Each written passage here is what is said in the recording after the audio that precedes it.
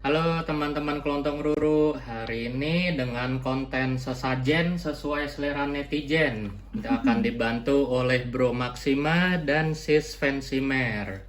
Bro Maxima nih asli Sulawesi nih, sedangkan Sis Fansimer istrinya berasal dari Filipina, campuran dia. Nah, topik kali ini akan menjawab semua pertanyaan dari netizen yang ada di YouTube. Nah, jadi kita semua akan merangkum dan akan kami jawab. Oke, pertanyaan pertama adalah dari akun Bang Reza. Nomor 1, Bang, saya ada 2 ampularia kok lama banget adaptasinya ya. Udah sebulan nggak tumbuh daun baru dari awal beli online. Media tanamnya juga pakai Forest Moss aja. Kemudian saya juga punya yang cool jar, pakai media tanam Sphagnum moss campur Forest Moss. Setelah 1 minggu adaptasi dia tumbuh dan sekarang udah tumbuh kantong kecil. Nah, pertama yang kita tahu nih, kalau soal ampularia, apalagi Nepenthes yang spesies, itu udah pasti biasanya cenderung lebih rewel ya.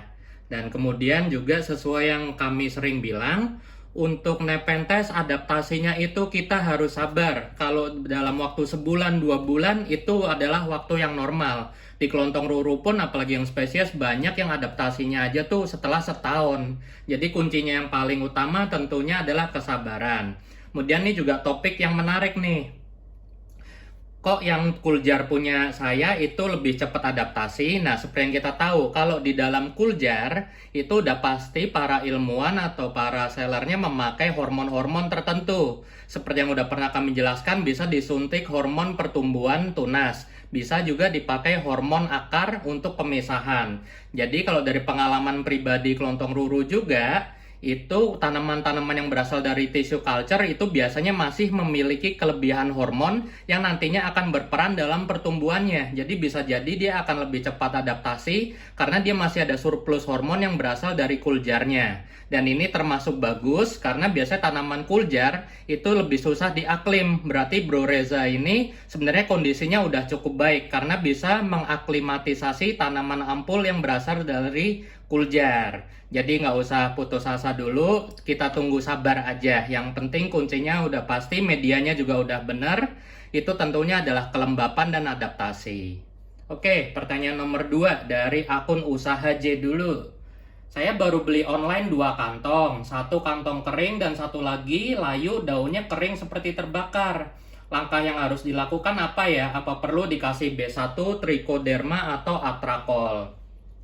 Nah, ini juga masalah yang paling sering banget ditanyain sih. Jadi kalau kita beli nepe, mau online, mau offline atau apa, intinya adalah selama nepe berpindah kondisi, dia pasti akan mengalami stres. Dan pada saat dia melayukan daun yang paling tua, patut dicatat ya, daun yang paling bawah atau daun paling lama, itu adalah sangat normal, nggak usah khawatir. Dan kita nggak usah nyalahin jamur atau pestisida atau hama lainnya ya. Ini adalah hal yang normal. Nah, perlu nggak kasih B1, Trichoderma atau fungisida? Kalau di Kelontong Ruru secara pribadi perlu. Tapi untuk B1 itu pas awal datang atau pada saat penanaman. Tapi untuk fungisida atau pestisida lainnya itu harus kita kasih setelah nepenya beradaptasi. Biasanya setelah sebulan atau 2 bulan. Kenapa? Karena sifat dari pestisida atau fungisida itu adalah toksik dan panas biasanya. Jadi kalau nepe belum beradaptasi, itu harus kita sabar dulu, baru kita treatment pelan-pelan. Intinya kesabaran adalah kunci ya. Jadi ini adalah hal yang normal kalau daun layu kering atau terbakar, apalagi kalau kantong kering. Kita nggak bisa berharap kantong akan terus ada, itu adalah hal yang sangat normal, nggak usah khawatir. Nah, pertanyaan yang ketiga dari Koir King. Nah, ada Koir Queen kali ya ini ya.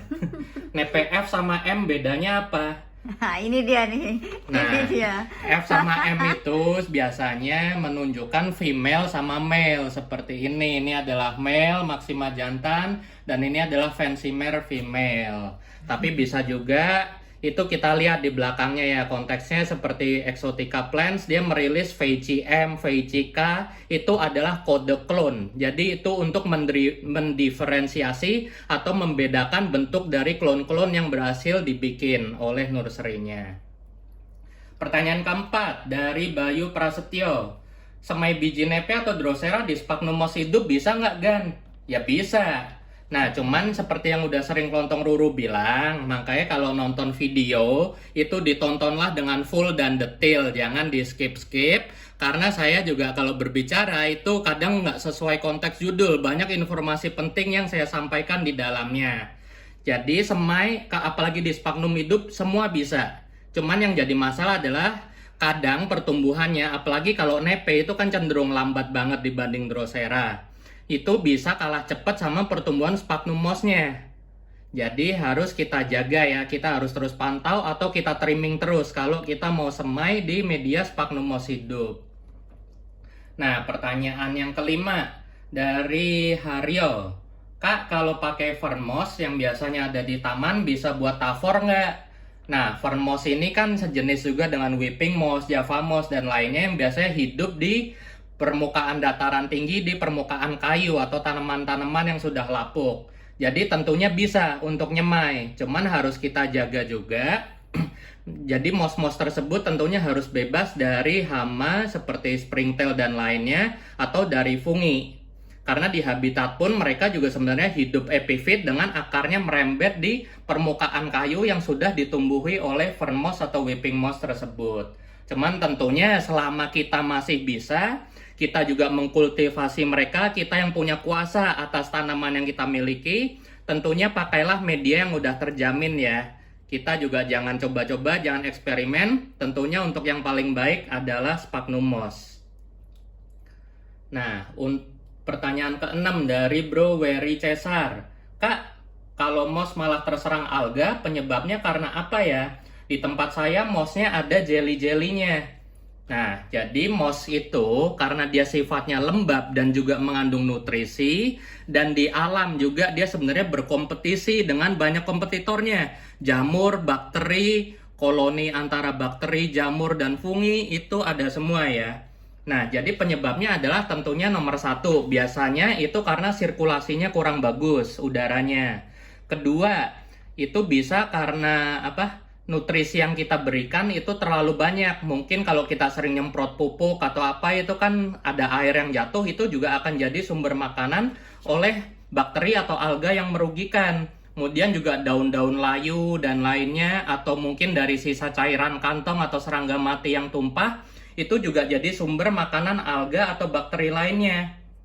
Nah, kemudian kalau untuk moss yang ada jelly-jellynya, itu biasanya di anak aquascape dikenal sebagai koloni cyanobacter.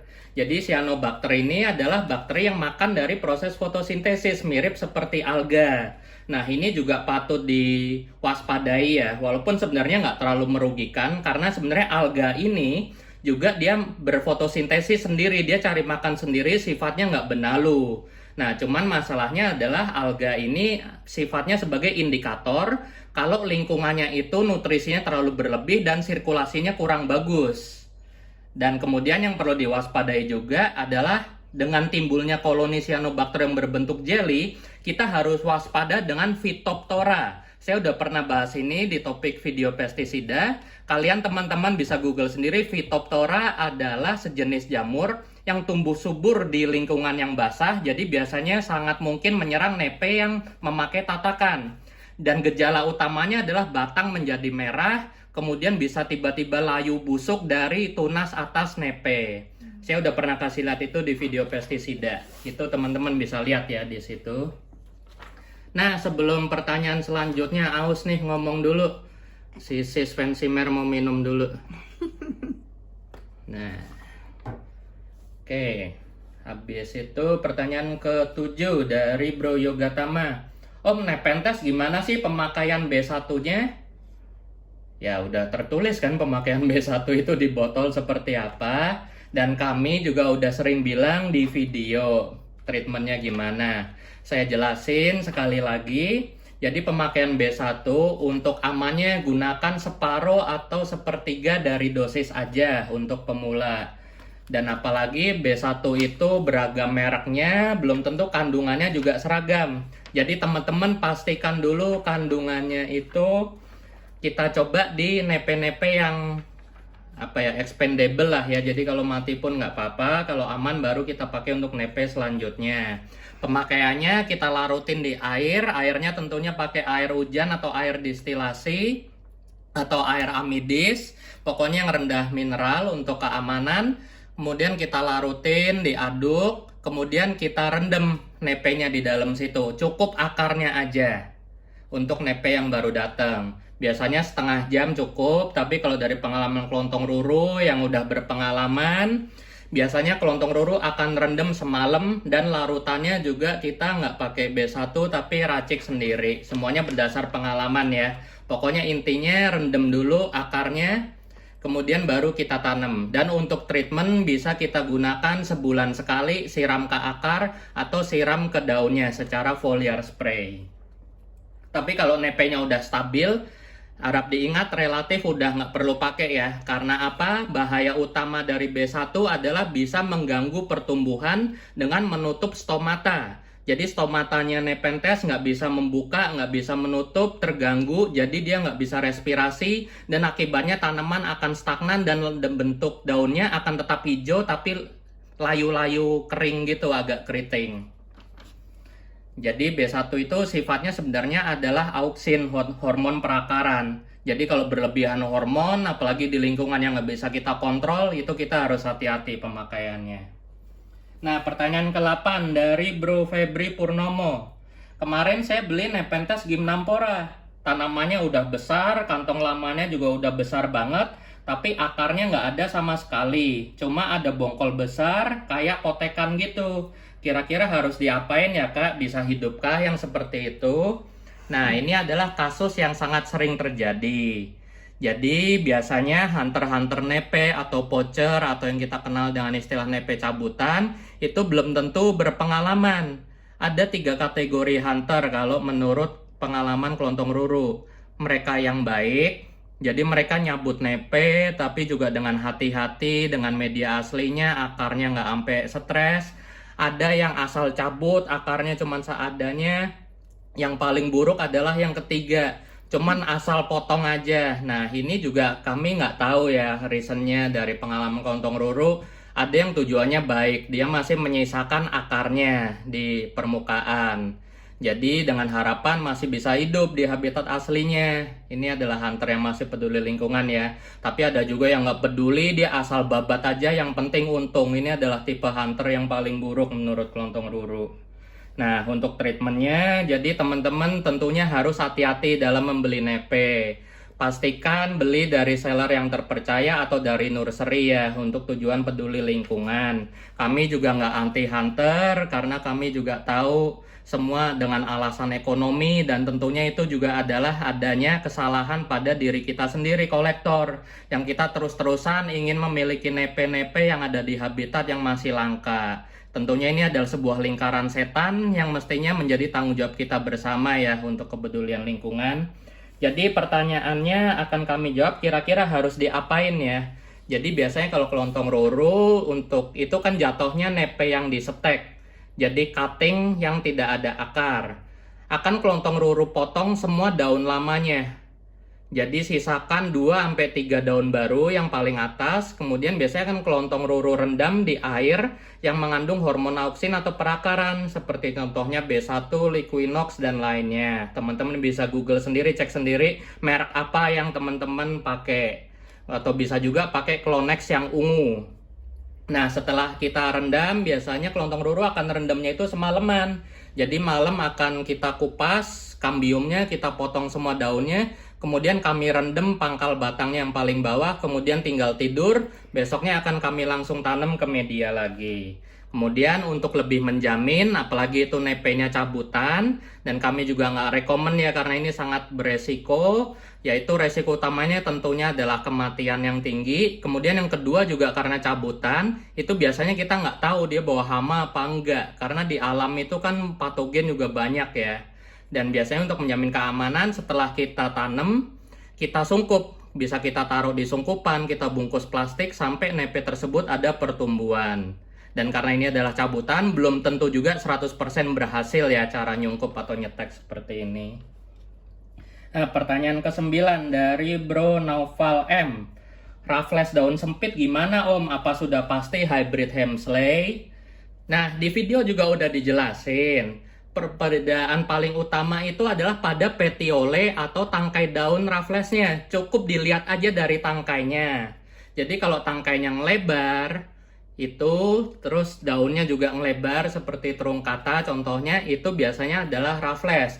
Tapi kalau dia nggak memiliki petiole langsung tajam, itu biasa adalah Hemsley. Tapi kalau bentuknya antara keduanya sudah dapat dipastikan itu adalah hybrid. Dan untuk lebih memastikan lagi, tentunya kita juga bisa lihat pas kondisi kantongnya upper. Karena bisa dicek menurut semua jurnal dan para ilmuwan yang sudah meneliti, perbedaan utama antara Raffles dengan Hemsley selain permukaan marginal daunnya juga adalah di kantong uppernya. Bisa teman-teman lihat di bagian uppernya, kalau Raffles itu hanya separuh lapisan lilinnya. Tetapi untuk Nepenthes hemsleyana, lapisan lilinnya akan mencapai bagian atasnya sini.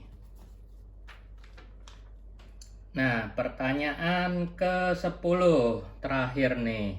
Dari Bro Muhammad Malik. Pinguicula itu akarnya nggak terlalu kuat ya, nggak sampai masuk jauh ke media, hanya sedikit nempel ke media. Ya, betul. Jadi Pinguicula itu akarnya hanya berupa serabut-serabut kecil berwarna putih dan dia sifatnya hanya merambat di permukaan organik atau batu atau serasah ya di habitatnya. Tapi nggak usah khawatir, kalau teman-teman perhatiin juga akar tersebut sudah cukup kuat untuk membuat Pinguicula tersebut hidup menempel di permukaan tersebut. Oke, sekian teman-teman. Terima kasih.